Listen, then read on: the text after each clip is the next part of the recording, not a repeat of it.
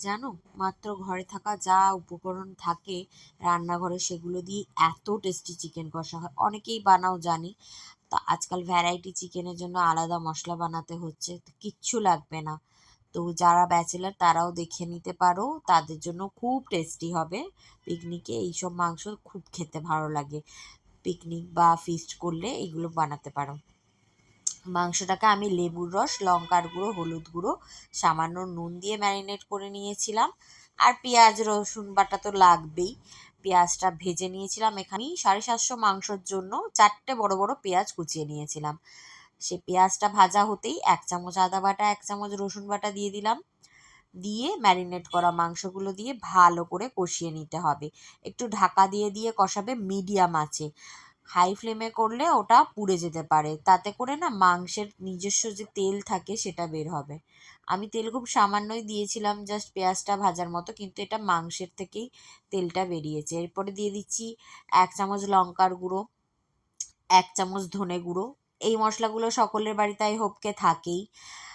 আলাদা করে কোনো মশলা রোস্ট করে বানাতে হবে না। আমার এই চিকেন কষাটা খুব ভালো লাগে, ভাত রুটি পরোটা সব দিয়েই ভালো লাগবে। আর খুব বেশি সময়ও লাগে না, এই মশলাগুলো যেহেতু রেডিই থাকে।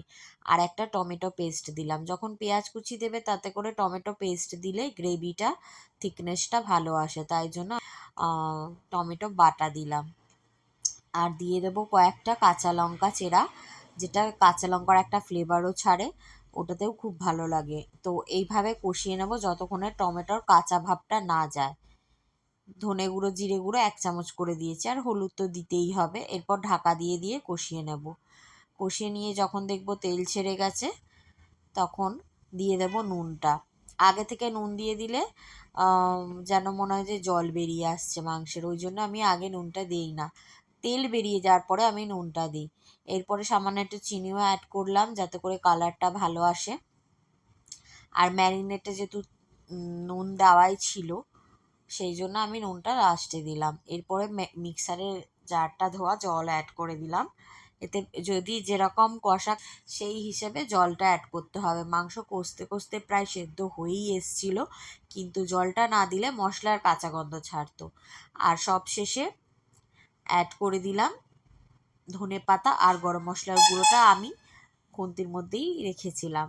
তো তোমরা খেয়াল না করে থাকলে আমি বলে দিলাম। এই যে দারুণ স্বাদের, এটা ফ্রাইড রাইস চিলি চিকেনের থেকেও ভালো লাগে ফ্রাইড রাইস দিয়ে খেতে। আর ভাত রুটি পরোটার সাথে তো ভালো লাগবেই। আজকের মতো টাটা। নেক্সট রেসিপি নিয়ে খুব তাড়াতাড়ি আসছি। সাবস্ক্রাইব করতে